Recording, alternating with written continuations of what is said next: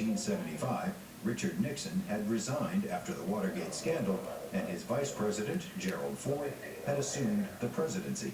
Oligarch Nelson "Rocky" Rockefeller wormed his way into the White House without all the onerous campaigning, getting himself picked as vice president, with his wife, Happy, in tow.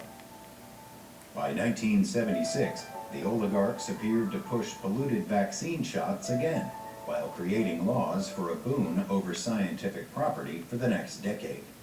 First, they influenced President Gerald Ford to announce the swine flu epidemic and show himself getting a shot for it. It was the new incentive to corruption already existing at the CDC and NIH. 60 Minutes was doing more independent journalism in the late 1970s when they covered the corruption at the CDC around the 1976 swine flu and the government push for all Americans to take a vaccine for it.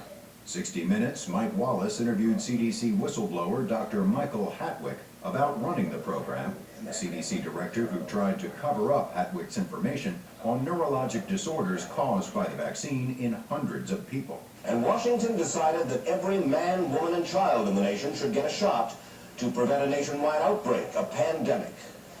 Well, 46 million of us obediently took the shot. Dr. Michael Hatwick directed the surveillance team for the swine flu program at the CDC. So you told your superiors, the men in charge of the swine flu immunization program, about the possibility of neurological disorders? Absolutely. I think he's lying. I guess you would have to make that assumption. Then why does this report from your own agency, dated July 1976, list neurological complications as a possibility?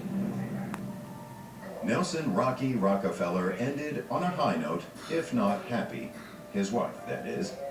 Happy's marriage appeared rocky the last few years since her husband had been housing his 25-year-old mistress assistant, Megan Marshak.